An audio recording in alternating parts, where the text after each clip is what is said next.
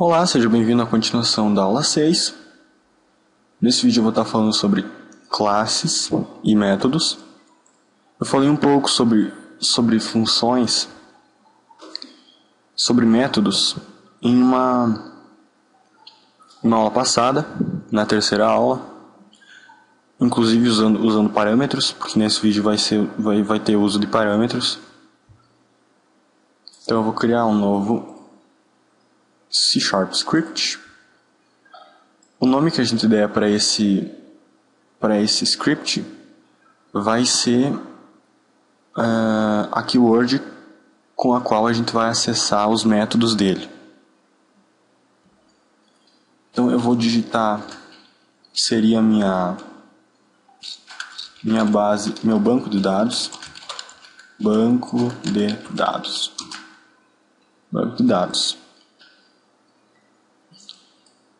Esse script não vai ser derivado de monobehavior. Não terão essas voids aqui. E ele vai ser um public static. Ou seja, a gente vai poder acessar ele a partir de scripts externos. Testando isso, se eu salvar, vier aqui em User Interface e digitar banco de dados, ele já reconhece a minha classe, banco de dados. Então, voltando aqui. O que a gente vai ter que ter nisso aqui?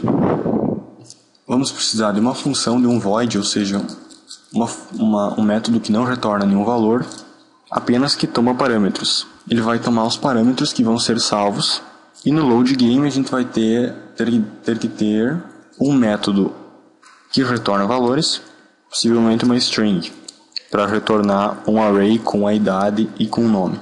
Então, começando,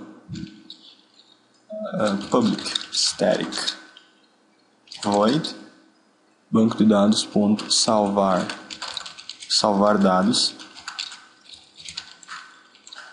e aqui eu vou inserir os meus parâmetros. Os dados que a gente quer salvar: meu nome e idade. Então, são duas strings. Então, a string meu nome, e a outra string é idade. Eu vou abreviar internamente esses scripts. Vou criar uma nova string, vai se chamar mn, vai ser igual a meu nome. E uma string i, que vai ser igual a idade, se é maiúsculo. Bom, agora a gente vai proceder com o save desses dados. É muito simples fazer o save. Iniciamos com a classe playerPrefs, o método setString. Aqui vocês podem perceber que a gente tem o set e o get. Set seria para armazenar, então armazenar string.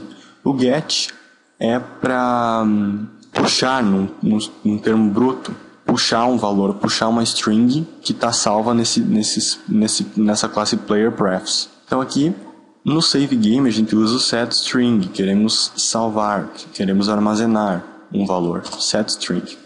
Abrindo parênteses, vão ser pedidos os nossos dois valores, os nossos dois parâmetros. Um é uma string. Essa string não é a string que a gente quer salvar, é uma string pela qual vai ser conhecido esse save, ou essa variável salva. Eu vou chamar, coincidentemente, de meu nome. Porém, a variável que eu quero que seja salva aqui é a string mn. Então, a gente acessa a classe playerPrefs, armazenamos uma string, essa string vai ser conhecida por meu nome, e o conteúdo dela é a variável mn. O conteúdo dela é o parâmetro que inserirmos aqui. Eu vou salvar também a minha idade, playerPrefs.idade. Estou viajando aqui. playerPrefs.setString. Minha idade. Eu disse que foi apenas coincidência. Meu nome foi O nome que eu achei mais adequado, porque aqui eu estou usando minha idade, e a variável é a idade, então não tem nenhuma obrigação de ter nomes iguais, né? Nada a ver isso. E aqui a string que a gente quer que seja armazenada é a string i. Eu vou criar também um debug.log para avisar seus dados foram salvos. Aliás,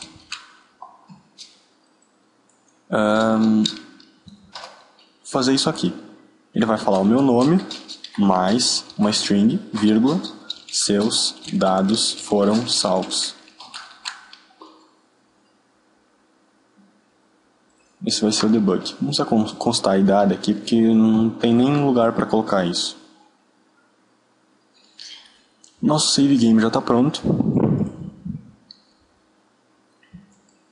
Vou inclusive salvar isso. Ver se não aconteceu algum tipo de erro. Não. Agora eu vou estar usando uma tecla para salvar o jogo. Como eu não tenho nenhum botão, poderia inserir algum botão aqui. Até então eu vou inserir um botão para ela ficar mais didática, pegando essa parte também dos botões. Os botões, eles não retornam uma string, assim como retornam os textos. Eles retornam um bool. Bool é true ou false. Então, dá para fazer essa assimilação. Quando o botão for clicado, vai retornar true. E quando ele não for clicado, retorna false. Então eu vou estar criando aqui uma string local. Vai ser uma string, uma bool local. O nome dela pode ser salvar jogo. Salvar jogo. Ela vai ser igual a GUI.button. Ela toma argumentos, para não dizer idênticos, semelhantes ao text field. O que eu vou mudar aqui vai ser o espaçamento, para não ficar em cima do meu text field idade. Eu vou inserir um valor diferente, 50, para ter 10 pixels de diferença entre o fim da text field e o começo do meu botão. E vou inserir também uma string que vai ser mostrada dentro desse botão. Salvar jogo. Salvar jogo. Então vamos ver se isso aqui está funcionando. Se eu dou play, vocês podem ver aqui o salvar jogo. A princípio ele não faz nada. Eu vou aproveitar e inserir mais duas bools. Um vai ser carregar jogo. Uma vai ser carregar jogo. A string interna carregar jogo. O espaçamento, vou aumentar ele em 20. Então ele passa para 70. E a outra bool vai ser deletar salvos. Isso vai deletar qualquer jogo salvo que eu tiver. Jogo, né? Qualquer informação salva, vamos dizer assim. O espaçamento eu aumento em 20 novamente, então vai para 90. Lembrando que esse espaçamento está sendo aumentado para um botão não ficar em cima do outro. E a string interna deletar salvos. Play. Temos aqui os nossos 3 botões: salvar jogo, carregar jogo e deletar jogo. Bom, então aqui eu vou checar se a minha bool salvar jogo foi pressionada. Como é que eu vou fazer isso? Foi ativada então, o valor dela mudou para true. Ela é ativada quando ela é clicada. Então, se salvar jogo for igual a true, abreviando para se salvar jogo, ou seja, se eu clicar no botão salvar jogo, ele vai fazer alguma coisa. Vai fazer o quê? Ele vai acessar minha classe banco de dados, mais precisamente o meu método salvar dados, ele vai pedir dois parâmetros, o meu nome, que vai ser a minha string pública, meu nome, e uma outra string, que é a idade. Então aqui eu tenho essa string idade, e esse vai ser o parâmetro que eu vou estar salvando. Então aqui a gente acessou a classe banco de dados, o método salvar dados, e ele toma dois parâmetros, que são os dados que a gente vai salvar. Então, como eu adicionei um debug aqui, eu posso ver se esses dados serão salvos.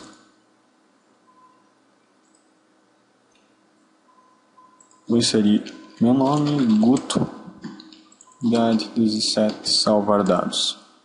Guto, seus dados foram salvos. Tudo bem, meus dados foram salvos, mas agora eu quero carregá-los.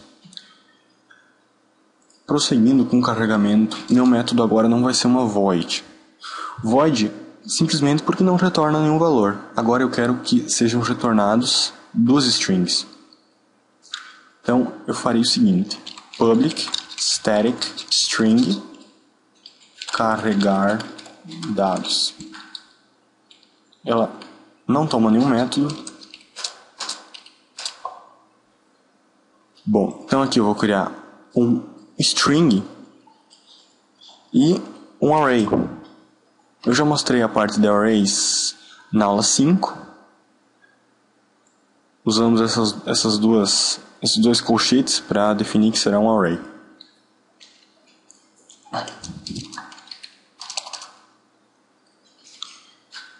Então, aqui a gente vai criar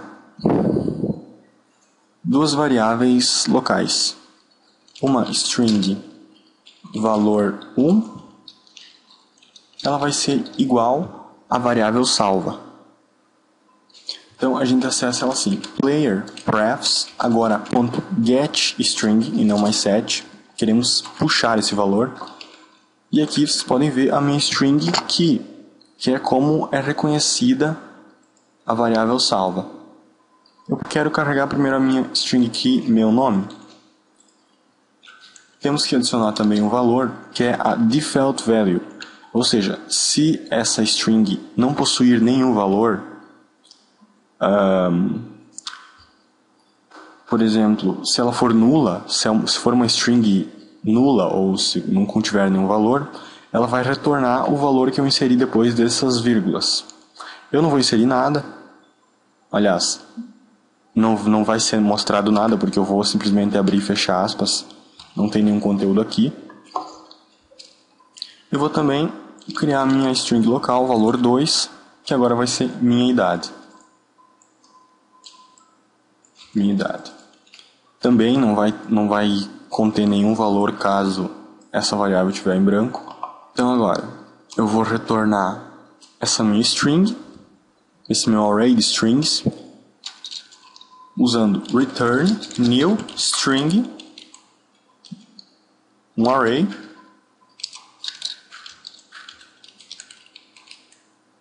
e aqui as minhas strings, valor 1 e valor 2. Vou salvar isso.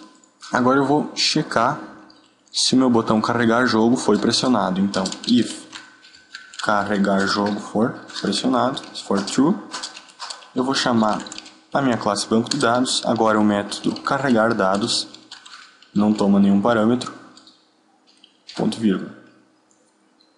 Porém, como eu falei, ele retorna um array de strings, um conjunto de strings. Então eu vou ter que criar, não necessariamente, mas opcionalmente, uma variável, um array também de strings que armazena o return desse método, carregar dados. Então, string valores retornados vai ser igual ao banco de dados, carregar dados. Aqui eu tenho que adicionar os colchetes para definir que isso é um array. Uma string ela tem posições. Por exemplo, posição 0, posição 1, posição 2 e assim por diante. Digamos que isso aqui fosse um array de inteiros. Um array começa a ser contado do index 0, ou seja, a posição é o número 0, seguido da posição 1, 2 e assim vai. O nosso valores retornados vai até o 1, porque ele vai retornar dois valores. Um vai ser o de índice 0 e outro vai ser o de índice 1. Então, a gente vai, com isso, setar os novos valores a meu nome e a idade.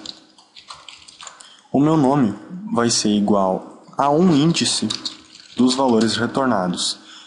Para acessar um índice, a gente insere um inteiro dentro dos colchetes. Então aqui, o valor 1 é o meu nome. O valor 1 é o primeiro valor a ser retornado. Então, é o índice 0. Idade é o segundo valor a ser retornado, o índice 1.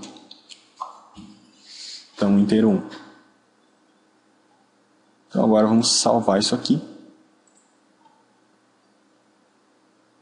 Se eu abrir meu jogo, carregar jogo, vocês já podem ver que está aparecendo aqui o meu nome e aqui a minha idade, exatamente como eu quis que acontecesse. Dá um play novamente, eu vou escrever esses valores, reescrever esses valores. Nome qualquer e 12 a idade. Salvei meus dados, nome qualquer, seus dados foram salvos, tens. Carregando o jogo, eu tenho aqui nome qualquer, idade 12. Agora falta o nosso botão deletar salvos. Primeiramente, eu teria de fazer o meu novo método. Esse não vai precisar de nenhum argumento. Vai ser um public static void deletar jogos salvos. Esse vai ser um código muito simples. É playerprefs.delete all. Isso faz com que sejam deletados qualquer keys, qualquer valor salvo dentro do playerprefs.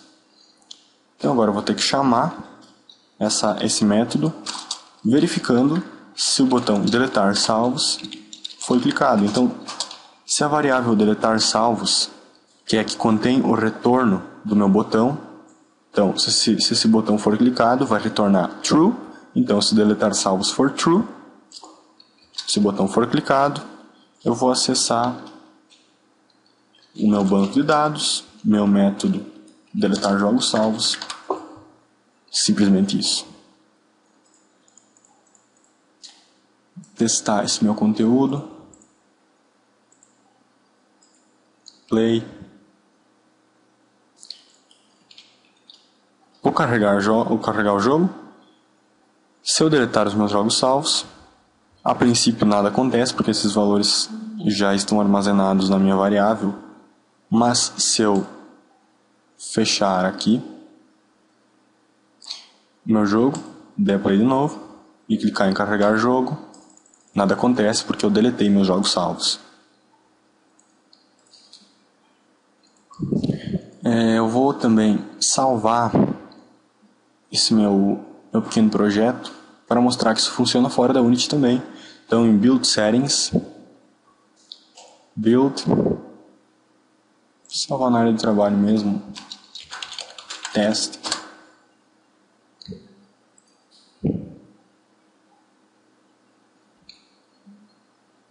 pronto. Minimizar a Unity, aqui está meu executável, vou abrir ele.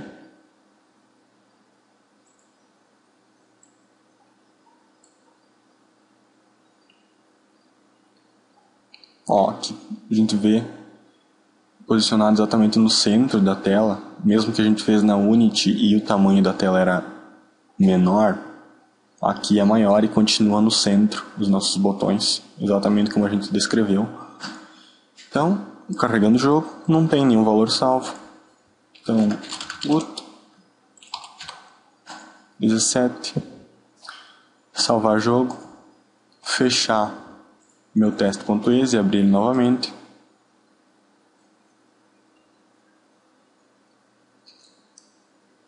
carregar jogo. Deletar salvos.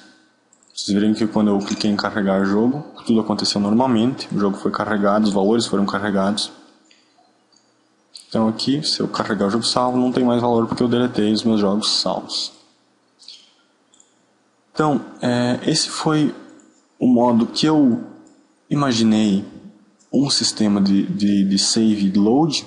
Foi um modo que eu bolei desde ontem, que foi quando eu comecei a me aprofundar nesse sistema de save e load, de possível save e load, usando o Player Prefs. Então, ele realmente pode dar bastante trabalho caso retornar muitos valores, mas para isso você pode criar uma função que vai juntando cada variável ao seu respectivo return, criando arrays ou enumeradores, mas isso são coisas para próximas aulas, são coisas mais aprofundadas. Inclusive também, se você quiser usar save de posição, salvar um vetor 3, x, y e z, as coordenadas do seu player, você precisa usar o PlayerPrefs-X, que é um script criado exteriormente à Unity, não é padrão da Unity. Você digitando PlayerPrefs-X Unity no Google, provavelmente o primeiro link vai ser para copiar o script.